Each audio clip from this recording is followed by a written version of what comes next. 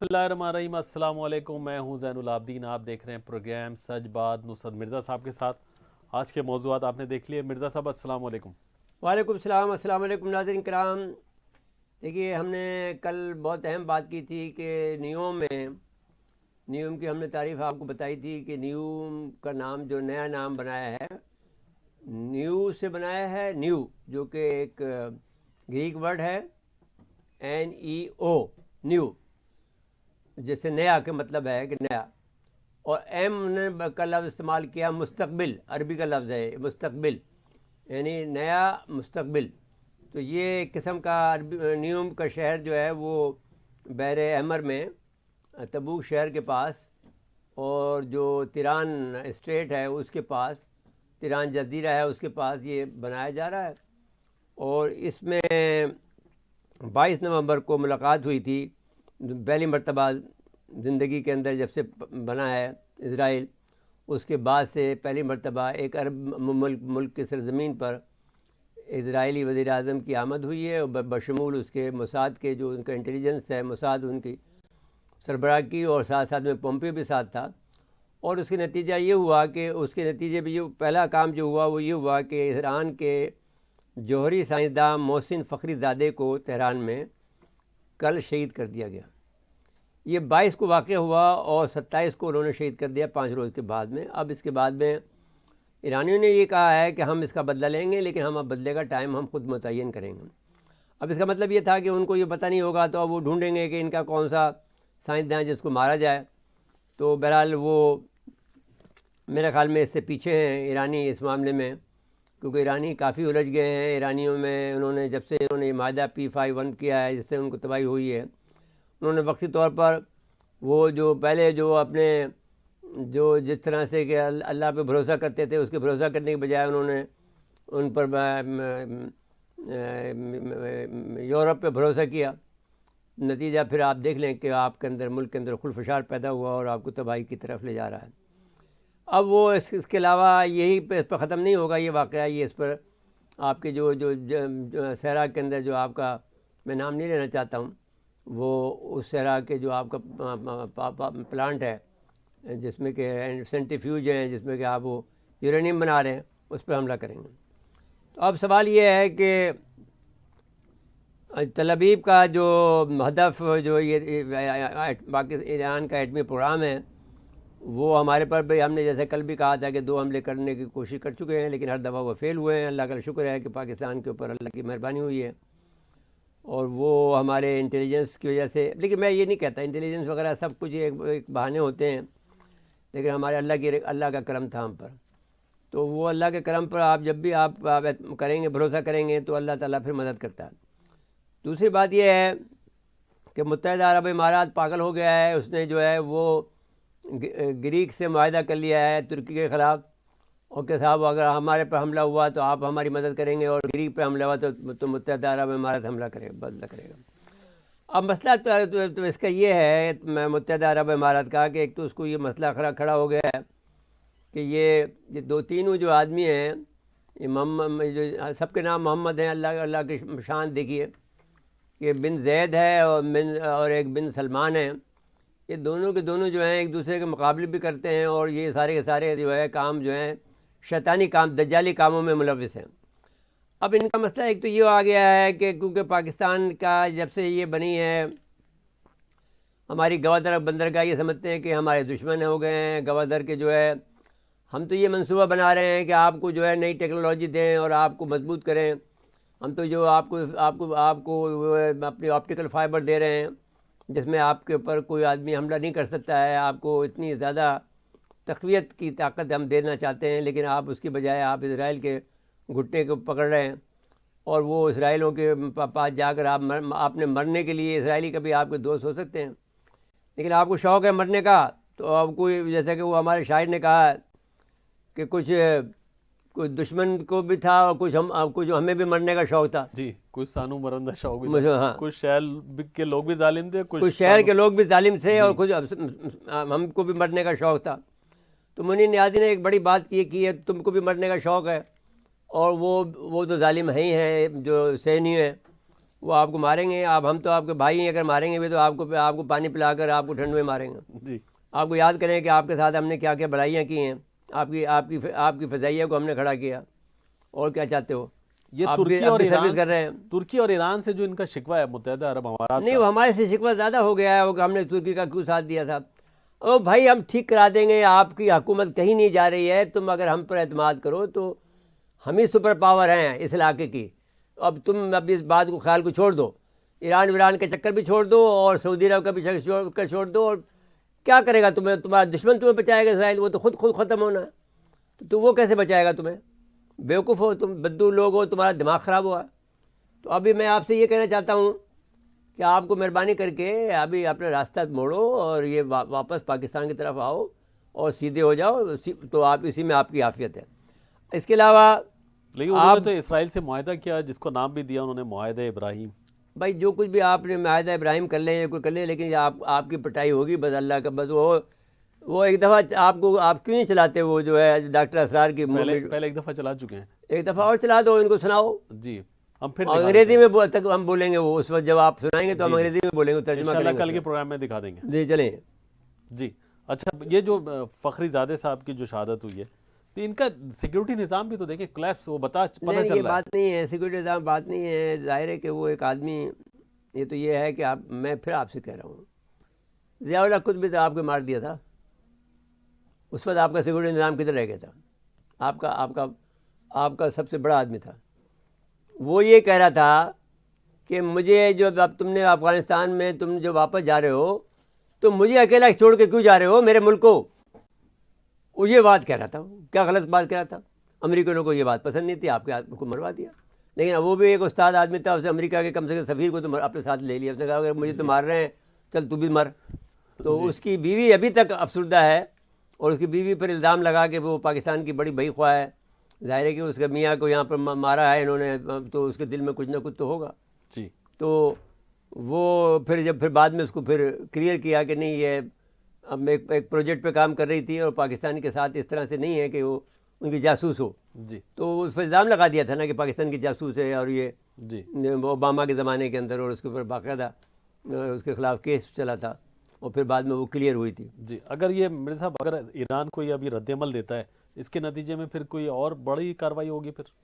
نہیں, میرے خیال میں ایران کے خلاف تو ایران تو اس وقت مجھے کوئی جیسا پہلے متحرک نظر آتا تھا, ایک تو ایران ٹوٹ گیا ہے. مجھے معلوم ہوتا ہے کہ ان کے اندر وہ قوت ایمانی نہیں رہی ہے جو کہ پہلے تھی.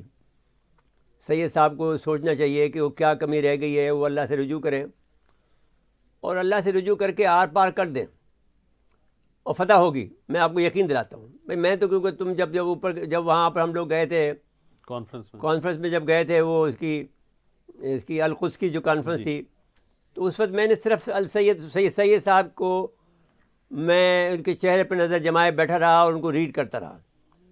ساری تقریر جو انہوں نے کی ہے وہ میں نے ایک ایک بات کو میں نے سمجھی, اور میں ان کو ریڈ کرتا رہا, اور میں نے یہ بات محسوس کر لی کہ یہ مسلمان آدمی ہے, اور یہ اس کے اندر ایمان ہے, اور یہ اچھا لڑے گا, اور یہ جو کوئی فیصلہ کرے گا ٹھیک کرے گا. اب جو غلطیاں ہو رہی ہیں وہ کیا تو حسن سے ہو رہی ہے جو کہ وزیر صدر ہے, لیکن اس میں وہ ڈرائیو نہیں موجود ہے جو کہ پہلے حزب اللہ کے ساتھ کرتے تھے یہ لوگ. کیا تو حزب اللہ کی میپنگ کر دی ہے انہوں نے, اور حزب اللہ سے کوئی کام نہیں لیا جا سکتا ہے, میرے خیال میں میپنگ کر دی ہے. دوسرا میرے خیال میں انہوں نے اپنے آپ کو پھیلا لیا ہے یہ جو اس میں یمن میں. جی دیکھو بھائی, غریبوں کو نہیں ماریں. اب یمن بہت غریب ہیں, آپ نے ان کو غلط استعمال کیا ہے. یمنیوں کو نہیں استعمال کرنا چاہیے تھا, اس لیے کہ یمن کو آپ کی مدد کرنی چاہیے تھی. یمن کے پاس میں نہیں بھوکے مر رہے ہیں, ان کے پاس پینے کو پانی نہیں ہے, ان کے پاس رہنے کو نہیں ہے, لیکن وہ پھر بھی لڑ رہے ہیں کیونکہ وہ لڑاکو قوم ہے. وہ الگ بات ہے, لیکن آپ ان کو استعمال کر رہے ہیں. یہ میرے خیال میں آپ کی شاید پکڑ ہے, اور یہ شاید سزا بھی ہے. آپ کی بھی ہوگی اور سعودیوں کی بھی ہوگی, سعودیوں کو بھی سزا ملے گی.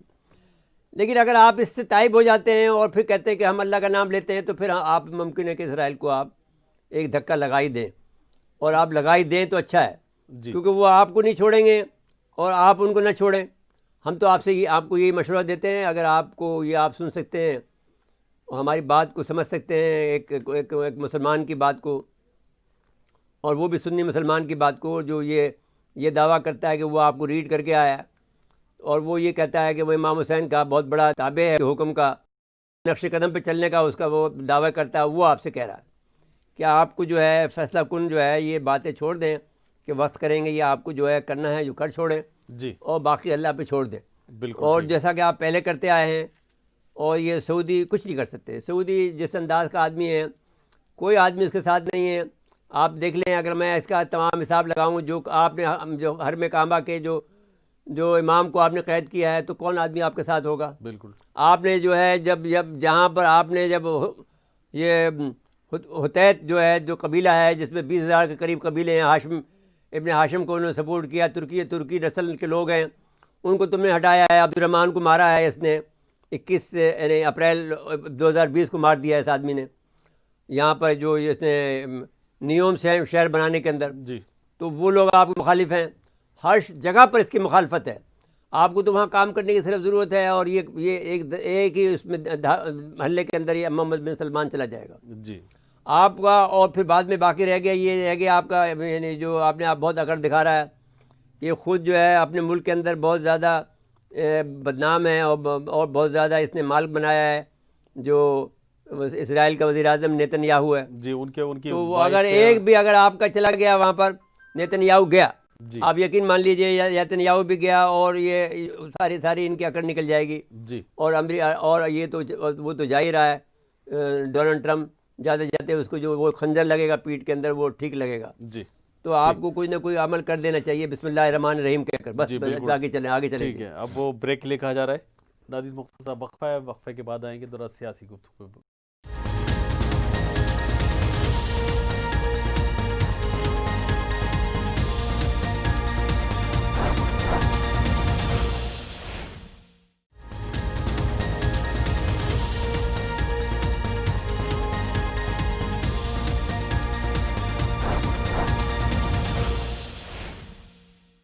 ایک دفعہ پھر پروگرام میں خوش آمدید کہتے ہیں. مرزا صاحب، جیالوں کا مقابلہ انتظامیہ سے ملتان میں، یعنی انتظامیہ بیوقوف ہے. یوم تاسیس آپ کا انہیں کرنے دیں، جیسے کیوں آپ کو ان کو منع کرتے ہیں؟ کرنے دیں، آپ کیا کر سکتے ہیں؟ کیونکہ آپ انہیں بتا دیں کہ بھئی کرونا کا معاملہ ہے، آپ کرنا چاہتے ہیں کریں. آپ کیونکہ آپ کی قیادت ہی پھنسی ہوئی ہے ابھی فی الحال کرونا میں. نہیں، پیپلز پارٹی کرونا کے کا ذریعے بلاول پہلے بھٹو. نہیں اب لوگوں کو مار رہے ہیں. دیکھیں نا، یہاں تو ایک عالم تو یہ ہے کہ جب آپ کی اس کی بختاور کی جو ہوئی ہے تو اس میں تو ایک ایک چیز کا چھڑکاؤ ہوا ہے. جی پورے بلاول ہاؤس کے اندر آپ نے اس کو سینیٹائز کیا. پھر جو آدمی گئے ہیں ان کے پاس سرٹیفکیٹ ہونا چاہیے کہ سینیٹائز ہیں. جو آدمی شریک ہوئے ان کی شاید 150 آدمی شریک ہوا ہے. کرونا کا سرٹیفکیٹ دیا تو شریک ہو سکے. بتائیے. تو ایسے ہی جلسے میں پھر پورا وہ کام کرنا شہزادی چاہیے. صاحب آئے ہیں، فوٹو بھی شہزادی اس طرح سے آیا ہے. جی اچھا جی، اب بھائی یہ معاملہ ختم ہونا چاہیے. بھائی دیکھو، اگر بات دیکھو بھائی، چیف صاحب اور جو ہم چیف ڈی جی صاحب اگر شہزادے ہیں تو ہم ہیں. ہم مرزا نصرت جہاں بیگ ہیں، ہم مغل شہزادے ہیں. شہزادے ہیں تو اس ملک کے پھر ہمیں ہونا چاہیے. یہ کہاں کے شہزادے آگے یا زرداری جو لٹیرے ہیں؟ تو اگر تمہیں شہزادے بنانا ہے تو ہمیں بناؤ نا بھائی. Is a lighter side but anyhow is a one thing very important. یہ لوگ شہزادوں کی طرح بیٹھے لوٹ مار کر کے اگر کوئی شہزادہ بنتا ہے تو بھائی اگر یہ تو کمال کی بات ہے. تمہاری بادشاہت کے اندر یہ ظلم ہو رہا ہے. جنرل قمر باجوہ صاحب، فیض حمید صاحب، یہ اگر آپ کی بادشاہت میں ظلم ہو رہا ہے تو بھائی یہ تو بہت بڑا ظلم ہے. یہ ہم آپ سے پیار بھرا احتجاج کرتے ہیں. شہزادوں کی سب میں شامل کر دیا ہے ان کے خاندان کو بابا. جی اور دوسری طرف آپ نے وہ ایک شہزادی وہ بنا دی ہے راجکماری. جی وہ راجکماری ہے. جی جی اچھا، ملتان کی صورتحال کیا ہے؟ احمد کاشف صاحب ہمارے نمائندے ملتان سے. جی احمد کاشف صاحب، السلام علیکم. جی وعلیکم السلام. جی آپ کو خوش آمدید کہتے ہیں اپنے پروگرام سچ بات میں. فرمائیں کیا صورتحال ہے؟ اپوزیشن کے ملتان کا جلسہ کل ہونے جا رہا ہے، لیکن ابھی سے پرسوں ہیں، اور ابھی سے انہوں نے قبضہ کر لیا ہے اس پر. قاسم با نہیں ہے، ان کے برخوردار سے بات ہوئی تو وہ کہنے لگے کہ ہم نے صرف ایک جلسے کی اجازت مانگی تھی کہ ہمیں صرف ایک ہی جلسہ کرنے دیا جائے، لیکن حکومت کی جانب سے جتنی رکاوٹیں پیدا کی گئی ہیں اور معاملات کو اس حد تک بگاڑ کی نہج پر لایا گیا، تو اب روزانہ ہی ایک جلسہ ہوگا. ایک آج ہوگا، ایک کل ہوگا اور ایک 30 تاریخ کو ہوگا. تو 3 جلسے کہنا یہ تھا ان کا کہ حکومت کی جانب سے اب ہمیں جو رکاوٹ کے بعد پھر اب صورت حال یہ بنی ہے کہ 3 جلسے ہوں گے. اب صورتحال تو یہ بنی نا کہ آج وہ رکاوٹ انہوں نے توڑ دی، اسٹیڈیم میں داخل ہو گئے، تالے توڑ ڈالے. اب اس وقت وہاں پر انہوں نے اسٹیج کو بنانا شروع کر دیا ہے اور ان کا کہنا یہ ہے کہ جلسہ ہوگا، ہر صورت ہوگا اور یہیں پر ہی ہوگا. اس کی جو دیگر اضلاع ہیں ملتان کے ہٹ کر، وہاں سے بھی کارکنان کی آمد کا جو سلسلہ ہے وہ شروع ہو چکا ہے اور ان کا کہنا یہ کہ رات کو تو ہم یہیں پر قیام کریں گے اور ان کے جو کھانے پینے کے انتظامات ہیں ان کو بھی جو ہے وہ دیا جا رہا ہے. بریانی پہ بھی تھوڑی دیر پہلے جو ہے وہ فراہم کی گئی ہے. اب رات کا کھانا بھی کھائیں گے، یہیں ان کے رکنے کا ارادہ ہے.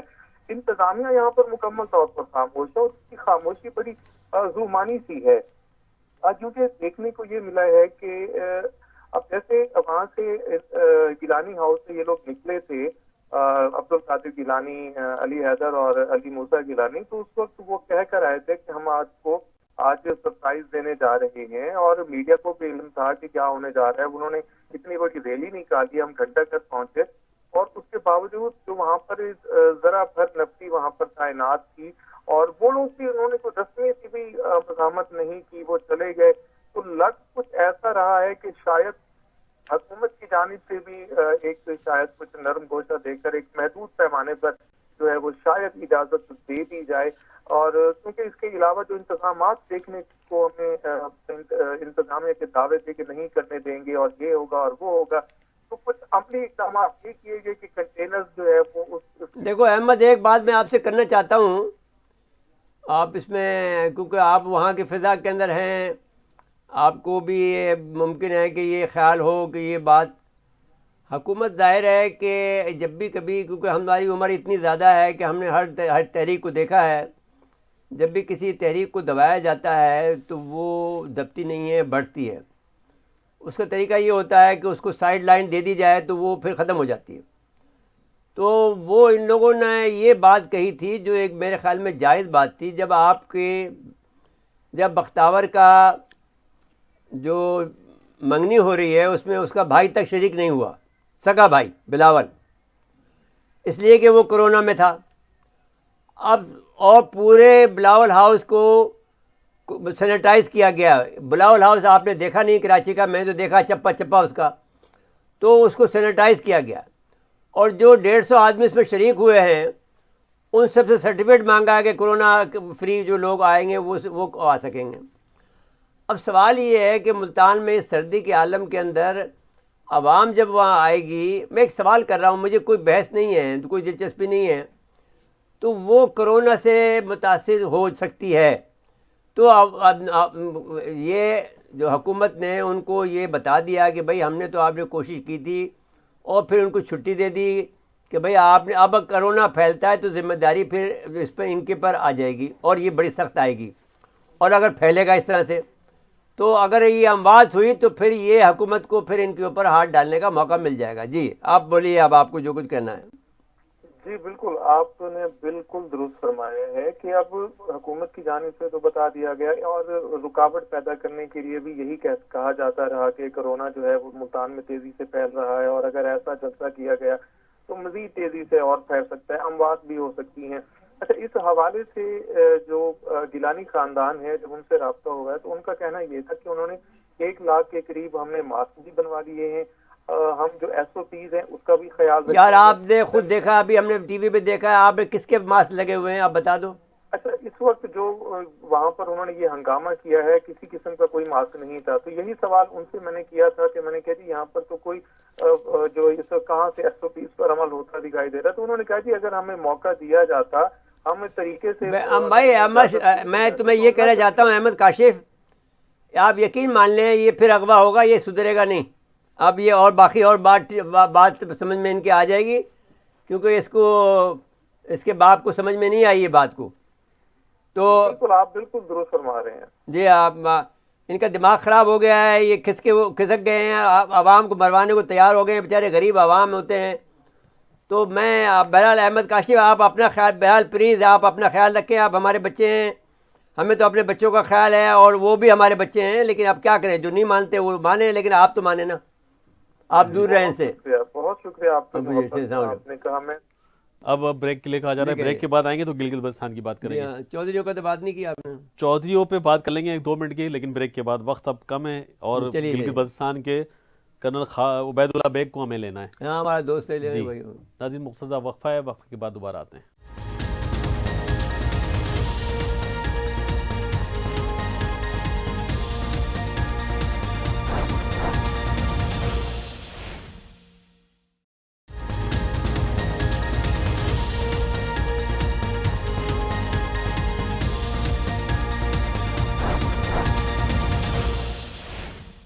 ایک دفعہ پھر پروگرام میں خوش آمدید کہتے ہیں۔ مرزا صاحب آپ بریک سے جانے سے پہلے دیکھیے آپ وہ بات یہ تھی کہ کل رہ گئی تھی کہ وہ نواز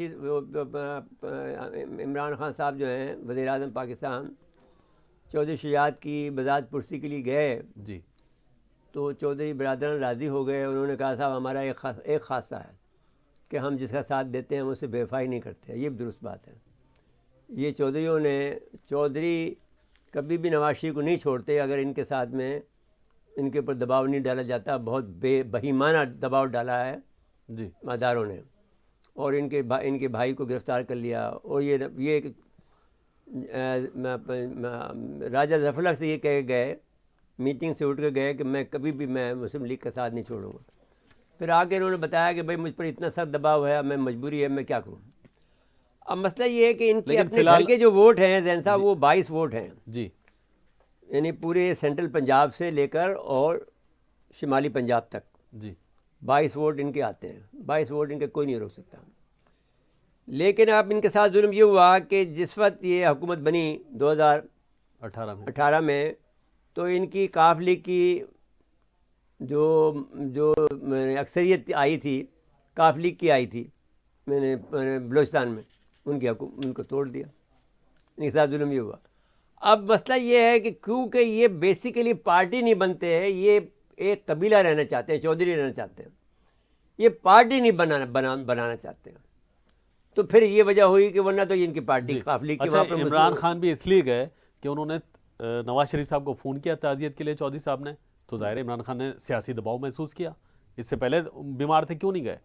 ابھی اس لیے گئے نہیں تو اس کو عمران خان کو یہ سیاست نہیں آتی ہے کہ دنیا کے اندر کرتے سے بھی نہیں آتی سیاست، تو چلیے ایک بات کی بات ہے، لیکن ایک اخلاقیات بھی کوئی چیز ہے نہیں۔ ابھی وہ تو اس کو پاکستان میں رہنا نہیں آتا، وہ ایک خلائی مخلوق واقعی بن گیا ہے۔ جو خلائی مخلوق تو خیر وہ بیچارے وہ انٹیلیجنس ادارے وہ کہتے ہیں، لیکن یہ واقعی خلائی مخلوق بنا ہوا ہے۔ لیکن یار دیکھو زین، ہم ایک بات آپ سے کہتے ہیں کہ پاکستان کی تاریخ میں اتنا زوردار موقف کسی بھی وزیر اعظم نے اختیار نہیں کیا، وہ اتنا انڈیپینڈنٹ موقف اختیار نہیں کیا، اور اسی پر مجھے فخر ہے۔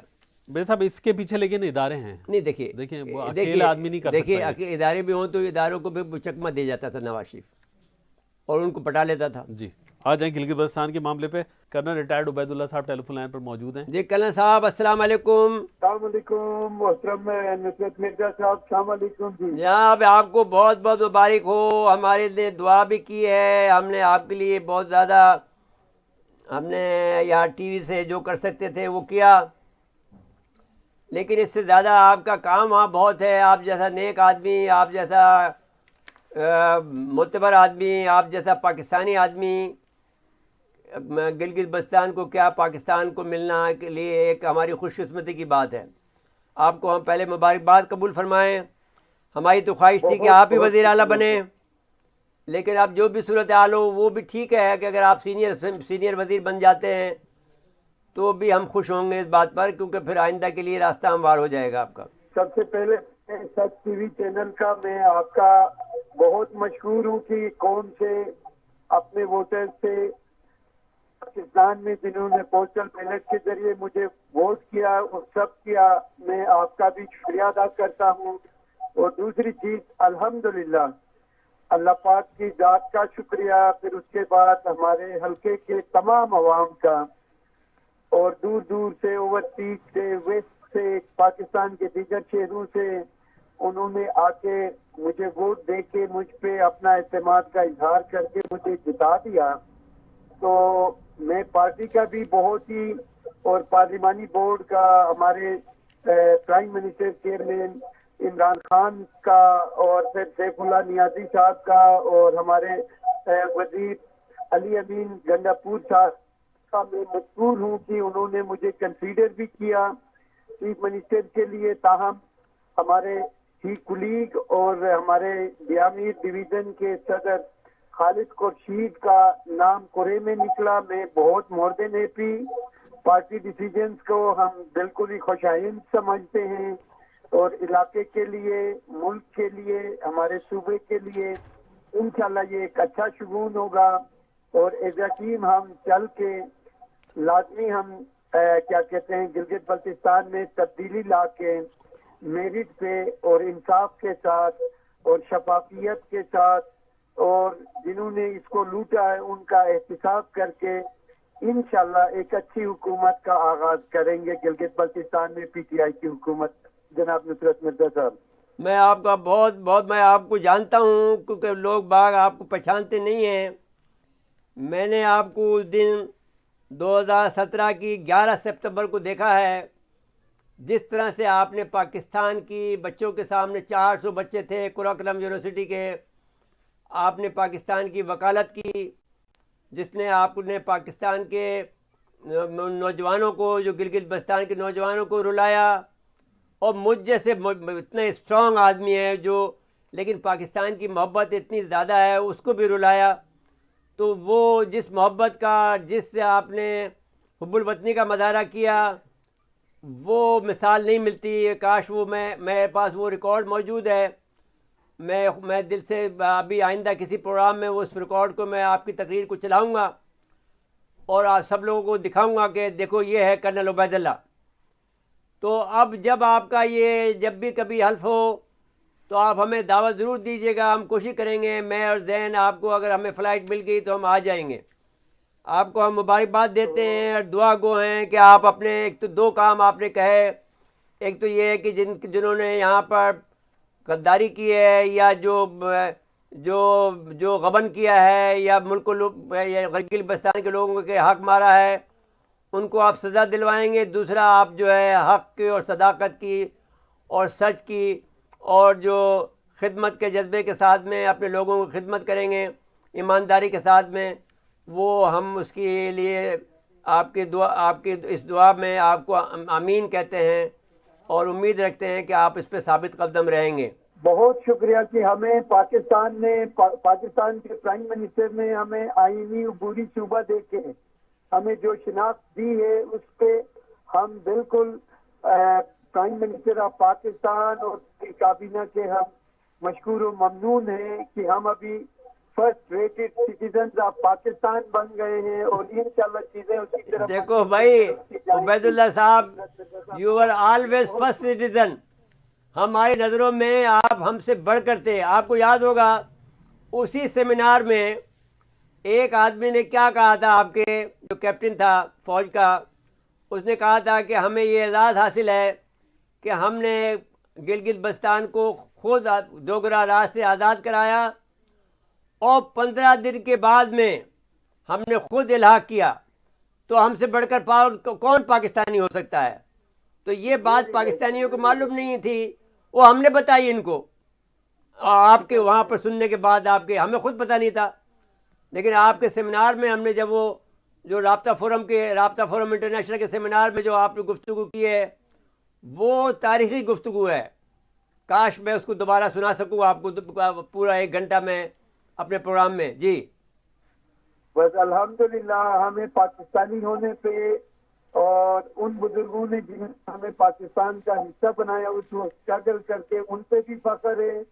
اور وہ ہمارے شہداء, ہمارے غازی جنہوں نے قربانیاں دی, اپنے اعزا کرائے اس ملک کی آزادی کو اور اس کی بقا کے لیے اور استحکام کے لیے, ہم ان کو بھی سلام پیش کرتے ہیں. اور ان چیزوں کو جو آپ میڈیا کے ذریعے عوام تک پہنچاتے ہیں, ہم آپ کی کاوشوں کی بھی تعریف کرتے ہیں اور معترف ہیں. اللہ آپ کو ہمیشہ اسی طرح جو ہے گلگت بلتستان اور پاکستان کے لیے قربانی دینے والے اور اس سے محبت رکھنے والے اور اس کو تاریخی جو فیصلہ آئینی عبوری صوبہ بنانے کا جو فیصلہ ہوا ہے اس چیزوں کو آپ دنیا کو بھی دکھا دیں گے تو انشاءاللہ جو ہمارا ازلی دشمن انڈیا ہے اس کا ایک دفعہ پھر منہ کالا ہو جائے گا اور ہماری پاکستانیت پہ جو مہر سخت ہوگی کی مزید توثیق ہوگی. تو تھینک یو ویری مچ. آپ کا بھی بہت بہت شکریہ. آپ کو بہت پھر ایک دفعہ مبارک ہو. ہمیشہ آپ ہمارا ایمان تازہ کر دیتے ہیں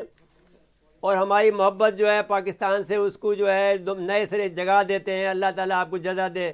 بہت بہت شکریہ جی آپ کا. جی بہرحال بیرسٹر خالد قرشی صاحب کے اوپر بڑی ذمہ داری ہے. بڑی ذمہ داری دی. بزدار نہ ثابت ہوں پنجاب کے بس. یہ تم تو بزدار ہی بناتے رہتے ہو تو لوگوں کو. تو بیرسٹر ہے وہ کیسے بزدار بنے گا؟ اللہ کرے ایسے ہی ہو. بیرسٹر وہ تو پاگل آدمی ہے. وہ ایک وہاں کا جو اپنے علاقے میں الیکٹریسٹی نہیں لے سکا وہ کوئی آدمی ہے. جی بالکل. آخری ایک منٹ ذرا ڈیفینس میں جو بھائی ڈیفینس میں یہ معاملہ جو ہے متنازع ہو گیا ہے. اگر جی. یہ معاملہ جو ہے اس کو کلیئر کرنا چاہیے پولیس کو, ورنہ پولیس پھنس گئی ہے. یہ جو بات پہلے انہوں نے جو اپنا سر پہ سہرا سجایا تھا دہشت گردوں کو مارنے کا. نہیں جو انہوں نے جو رینجرز کو جو ہے نیچا دکھا کر اب یہ اس میں یہ پھنس گئے ہیں. جی اور یہ پھنس گئے ہیں مجھے لگتا ہے کیونکہ ہر جگہ پر یہ بدماشی کر رہے ہیں اور جی ایس این کے آدمی انہوں نے لگا رکھے ہیں.